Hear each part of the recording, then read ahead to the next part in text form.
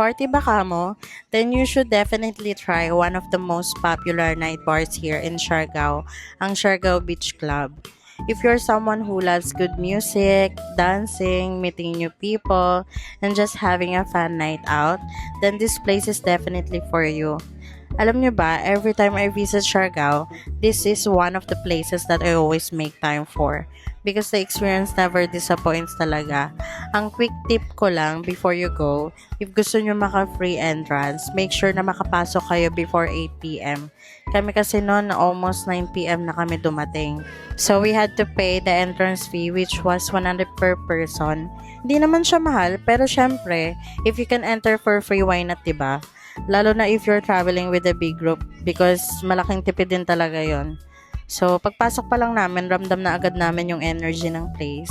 Ang dami ng tao, ang ganda ng lights, ang lakas ng music, and everyone was already enjoying the night.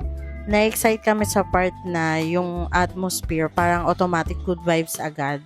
Since alam naman naming mahaba pa ang gabi, umorder agad kami ng 2 towers. So, 1 tower costs around 1,000, which is reasonable na rin naman if marami kayong maghahati-hati. As for the food, it started around 300 and above depending on what you order.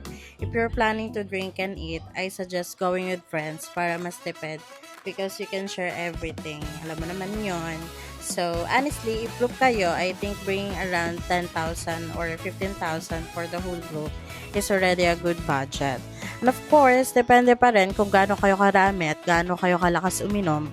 Pero overall, hindi naman siya sobrang mahal considering the experience that you get. So, one thing I really love about Siargao Beach Club is that it's not just about drinking. They really know how to entertain their guests habang tumatagal yung gabi, mas lalo pang uminit yung party, alam mo yon. So, one of the highlights here is their fire dance performance. Ang galing ng performers nila dito and it's something that makes the whole experience even more exciting.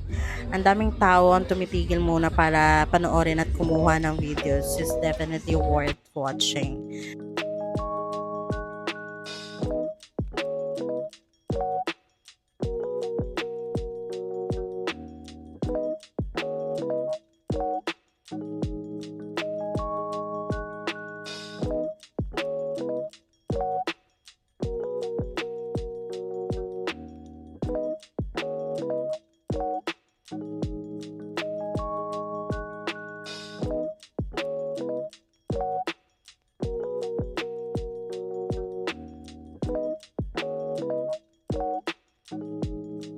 But of course, the main event that everyone waits for is the foam party. So it starts exactly at 11 p.m. So don't be late. Before the foam party even started, todo sayaw na kami dyan. The DJ was playing really good music. Honestly, ang hirap pigilan sumayaw kahit hindi ka dancer. Mapapasayaw ka talaga because of the energy of the crowd.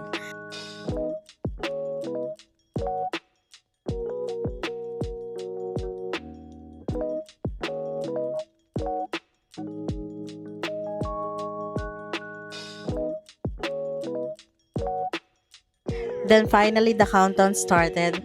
When the foam machine turned on, grabe, nagwala sila dyan. Nag-iba bigla yung atmosphere. Foam was everywhere. Everyone was jumping, dancing, singing, and just having the best time of their life. Wala nang nahiya. Lahat talaga sila nakikiparty na. So, sobrang saya namin that we keep dancing and jumping non-stop.